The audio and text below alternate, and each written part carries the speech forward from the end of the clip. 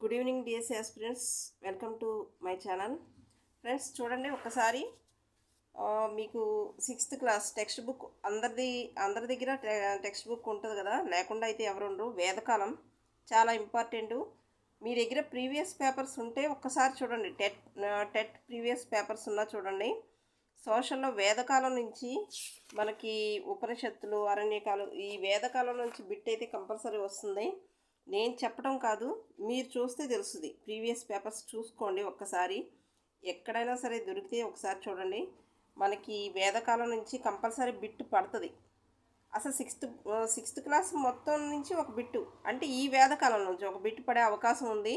నేనైతే ష్యూర్గా చెప్తున్నాను. మీకు అందరి దగ్గర బుక్స్ ఉండి ఉంటుంది. ఒకసారి చూడండి. వేదకాలం అంటే ఎవరి దగ్గర నుంచి ప్రారంభం అవుతుందంటే ఆర్యుల దగ్గర నుంచి ప్రారంభం అవుతుంది. ఆర్యులు మధ్య ఆసియా నుంచి వచ్చారని కొంతమంది, ఆర్కిటిక్ ప్రాంతం నుంచి వచ్చారని కొంతమంది, ఆల్ప్ పర్వతాలలో తూర్పు భాగం నుంచి వచ్చారని చరిత్రకారులు అభిప్రాయం. ఓకే, ఇక్కడ సరిగ్గా షేడింగ్ థిక్ అయిపోయింది. సో చూడండి, మీకు ఆర్యులు ఇండో యూరోపియన్ ఈ సమూహాలకు చెందిన వారని ఒక అభిప్రాయం ఉందన్నమాట.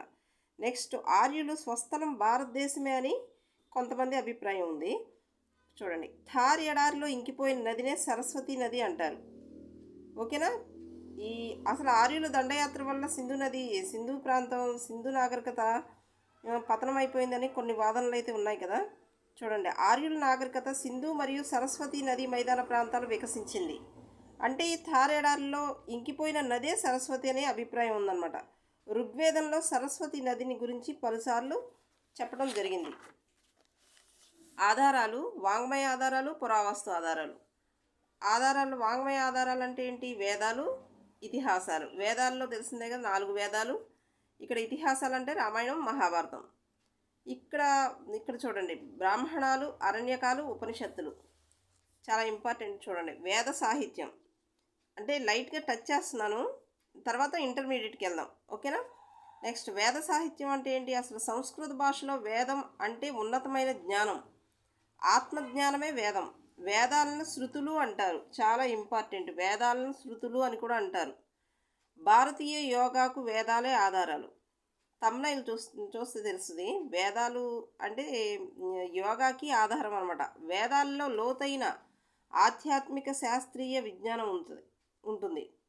ఇక్కడ చూడండి, స్వామి దయానంద సరస్వతి ఇచ్చిన స్టేట్మెంట్ ఉంది ఇక్కడ. నిర్వచనం: వేదకాలానికి మరలా వెళ్ళాలి, గో టు వేదాస్ అని చెప్పారు స్వామి దయానంద సరస్వతి. చూడండి, వేదాలు 4 వేదాలు అని చెప్పుకున్నాం కదా. ఋగ్వేదం అంటే శ్లోకాల సముదాయం. ఆ శ్లోకాలు ఎవరు సంకలనం చేశారంటే ఋషులు. యజుర్వేదం అంటే యజ్ఞ యాగాదుల్లో, క్రతువుల్లో ఉపయోగించే నియమాలు, పాటించవలసిన నియమాలు అనమాట. సామవేదం అంటే సంగీతానికి సంబంధించింది, పాటల రూపంలో ఉంటుంది, ప్రార్థనల యొక్క సంకలనం. ఇదిగోండి, ఇక్కడ ఉంది కదా, సంగీతం యొక్క మూలాలు ఇందులో ఉన్నాయి. ఓకే. ఇంకా అధర్వణ వేదం అంటే శ్లోకాలు మరియు పాటల సంకలనం. బ్రాహ్మణాలు, ఉపనిషత్తులు, అరణ్యకాలు మరియు రామాయణ మహాభారతాలు కలవు. ఇక్కడ చూడండి, బ్రాహ్మణాలంటే వేదాలలో శ్లోకాలు, క్రతువులు మరియు తత్వాల గురించి గద్య రూపంలో, మనకి వచన రూపంలో అందుద్దన్నమాట బ్రాహ్మణాలు. అరణ్యకాలు అంటే విద్యావాదం, క్రతువులు, సంస్కారాల గురించి తెలియజేస్తుంది అరణ్యకాలు. ఉపనిషత్తులు ఆత్మ, ప్రకృతి మొదలైన రహస్యాల గురించి తెలియజేసే మాతృక గ్రంథం ఉపనిషత్తులు. తొలి వేదకాలం వచ్చి 1500 నుంచి 1000. మలివేదకాలం అంటే 1000 నుంచి 600 సంవత్సరాలు. క్రీస్తు పూర్వం వేదకాలం అంటే క్రీస్తు పూర్వమే. నెక్స్ట్, సమాజంలో తొలి వేదకాలంలో స్త్రీలకు స్థానం ఎలా ఉండేదంటే గౌరవంగా ఉండేది. వీరు కూడా వేదాలని అధ్యయనం చేసేవారు. భర్తను స్వయంవరం ద్వారా ఎంపిక చేసుకునేవారు. స్వయంవరం అంటే మూవీస్లో చూస్తూ ఉంటారు. ఎవరైతే మంచి స్థానంలో ఉండి అన్ని రకాలుగా అంటే ఎంచుకునేవారు అనమాట స్వయంగా. అదంతా ఇప్పుడు టైం వేస్ట్ అనుకోండి. ఓకే. వితంతువులు తిరిగి వివాహం చేసుకునే పద్ధతి కలదు. ఓకే, అంటే భర్త చనిపోయిన స్త్రీలు మరలా వివాహం చేసుకునే పద్ధతి అయితే ఉందంట. ఘోష, అపాల, లోపాముద్ర, ఇంద్రాణి, విశ్వవర ఇలాంటి విద్యావంతులైన స్త్రీలు గొప్ప వేద పండితులు. ఈ స్త్రీలు తమ భర్తలతో పాటు అన్ని ధార్మిక కార్యక్రమాల్లో పాల్గొనేవాడు. వేషధారణ ఎలా ఉండేదంటే వాస, ఇవి చాలా ఇంపార్టెంట్. మనం కన్ఫ్యూజ్ అవుతాం. మనం చదివేటప్పుడు ఈజీగా ఉంటుంది కానీ కన్ఫ్యూజ్ అవుతాం. అసలు నేను ఈరోజు ఇంత టైం వరకు ఎందుకు చేయలేదంటే చాలామంది ఏంటో నైరాశ్యంలోకి వెళ్ళిపోతున్నట్టు చదవట్లా. అంటే నాకు వచ్చిన వ్యూస్ అని కాదు, చాలా వరకు చాలామంది యూట్యూబర్స్ పెట్టే వ్యూస్ చూస్తున్నాను కదా, ఎవరు చదవట్లా. కాస్త చదవండి. ఫోన్ని ఓన్లీ సబ్జెక్ట్ నేర్చుకోవడానికే ఉపయోగించండి. ఒకటి చూస్తున్నప్పుడు ఆ సబ్జెక్టుకి సంబంధించిన టాపిక్స్ ఎక్కడ దొరుకుతాయో, ఏ బిట్స్ ఎక్కడ దొరుకుతాయో ఆ టాపిక్కి సంబంధించిన వీడియోస్ చూడండి, తప్పులేదు. అంతేగాని పిచ్చి పిచ్చి ఛానల్స్ చూస్తూ టైం వేస్ట్ చేసుకుంటే లాస్ అయ్యేది మనం. ఎందుకంటే మనకున్న టైం తక్కువ, సిలబస్ అయితే చాలా ఉంది. ఫ్రెండ్స్, జాగ్రత్తగా చదవండి.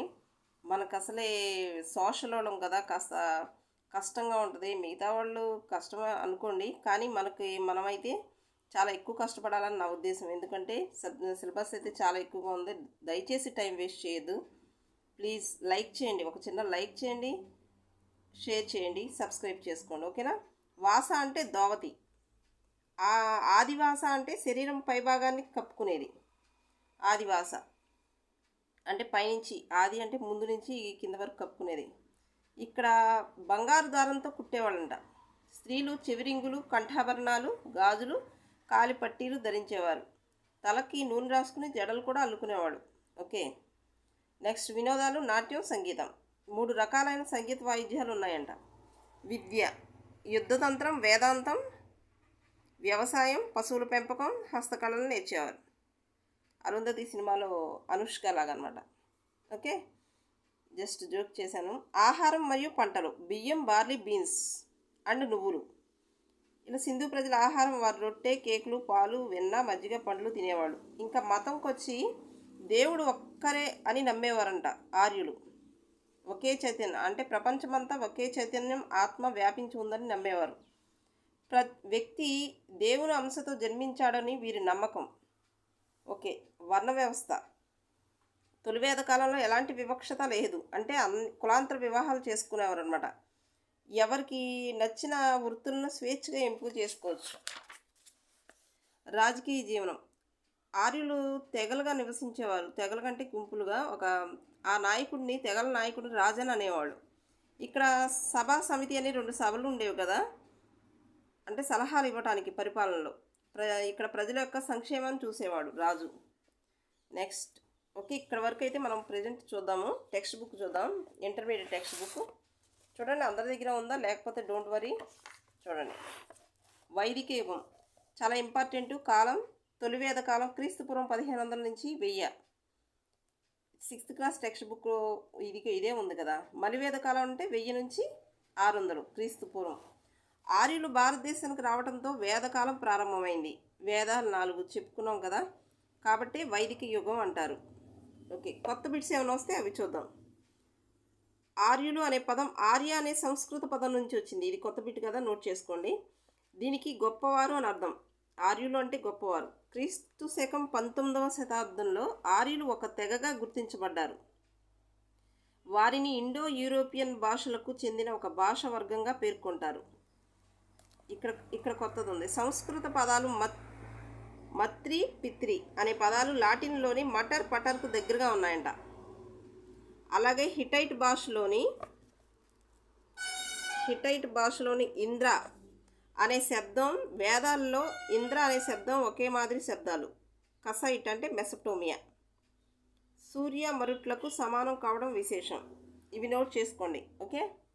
నెక్స్ట్, ఆర్యులు మధ్యాసియా నుంచి వచ్చారని చెప్పుకున్నాం కదా. ఇక్కడ దక్షిణ రష్యాలో గల గడ్డి మైదానాల్లో జీవనం సాగించేవారు. అంటే అక్కడి నుంచి ఉత్తర పశ్చిమ భారతదేశానికి వలస వచ్చి ఇండో ఆర్యన్లుగా స్థిరపడ్డారు. ఎందుకు ఇండో ఆర్యన్ అనే పేరు వచ్చింది? అక్కడ సింధు నది ప్రవహిస్తుంది కాబట్టి. దక్షిణ సైబీరియాలో ఆండ్రనోవా సంస్కృతి ప్రాంతం నుంచి వలస వచ్చినట్లు పురావస్తు ఆధారాలు తెలియజేస్తున్నాయి. చూడండి, ఓకే. ఇక్కడ వైదిక సాహిత్యం కొద్దాం. ఇక్కడ మనకి తెలియని బిట్స్ ఏమైనా ఉంటే నోట్ చేసుకోండి. వేద అనే పదం జ్ఞానం. విద్ అనే సంస్కృత పదం నుంచి వచ్చింది ఇక్కడ. ఓకే, ఇక్కడ చూడండి 4 వేదాలు ఉన్నాయి కదా, వీటిలో 1028 మంత్రాలు ఉన్న ఋగ్వేదం ఇది కొత్త బిట్ కదా. ఎన్ని మంత్రాలు ఉన్నాయంటే 1028 మంత్రాలు ఉన్న ఋగ్వేదం ప్రాచీనమైన వేదం, మనకు తెలిసిన బిట్టి. దేవతను స్తుతిస్తున్న మంత్రాలే. ఇంకా యజుర్వేదం అంటే యజ్ఞ యాగాద క్రతువుల్లో ఉపయోగిస్తారు. సామవేదం భారతీయ సంగీతానికి మూలం. అధర్వణ వేదంలో మంత్రతంత్రాలు ఉన్నాయి. వేదాలతో పాటు బ్రాహ్మణాలు, అరణ్యకాలు, ఉపనిషత్తులు ఇవి చాలా ఇంపార్టెంట్. చూడండి, ఆత్మ అంతరాత్మ గురించి చెప్పేది ఉపనిషత్తు. నెక్స్ట్ ఇవన్నీ వచనంలో ఉన్నాయని చెప్పుకున్నాం కదా, దానిలో 6th క్లాస్లో ఉంది. అరణ్యకాలు మహత్యాలు ఉత్సవాలు త్యాగాలు వంటి వాటిని వివరిస్తాయి. మహత్యాలు అంటే తాత్విక విషయాలను చర్చించేది ఉపనిషత్తులు. వేదాంగాలు చూడండి, షడ్దర్శనాలు అంటారు, అవి తర్వాత వస్తాయి. వేదాంగాలు 6 వేదాంగాలు: శిక్ష, కల్ప, వ్యాకరణ, నిరుక్త, ఛాంద, జ్యోతిష. శిక్ష, కల్ప, వ్యాకరణ, నిరుక్త, ఛాంద, జ్యోతిష అనేవి 6 వేదాంగాలు. శిక్ష అనేది ఉచ్చారణను వివరిస్తుంది. కల్ప అంటే కర్మకాండాలకు సంబంధించింది కల్ప. వ్యాకరణం అంటే వ్యాకరణానికి సంబంధించింది. ఈజీగా ఉంది, ఇది ఒక్కటి గుర్తుపెట్టుకోండి. శిక్ష అంటే ఉచ్చారణకు సంబంధించింది. నిరుక్త అంటే శబ్దాలను గురించి వివరిస్తుంది. ఉక్త అంటే బయటికి రావటం కదా, శబ్దాలు బయటికి రావటం కాబట్టి నిరుక్త గురించి వివరిస్తుంది. ఛాంద అంటే ఛందస్సు. జ్యోతిషం అంటే జ్యోతిష శాస్త్రం గురించి చెప్పేది. ఈ 6 వేదాంగాల్లో కల్ప అనేది ఇంపార్టెంట్, మెయిన్ అంట. వీటితో పాటు 3 సూత్రాలు ప్రధానమైనవి: శ్రౌత సూత్రం, గృహ సూత్రం, ధర్మసూత్రం. శ్రౌత సూత్రం ధర్మాల గురించి చెప్తుంది, గృహ సూత్రం గృహస్థు ధర్మాల గురించి. నెక్స్ట్ ధర్మసూత్రం అంటే వివిధ సమయాల్లో మనం అనుసరించాల్సిన ధర్మాల గురించి చెప్తుంది అవన్నమాట. ఇక్కడ చాలా ఇంపార్టెంట్ దర్శనాలు అన్నారు కదా, షడ్దర్శనాలు.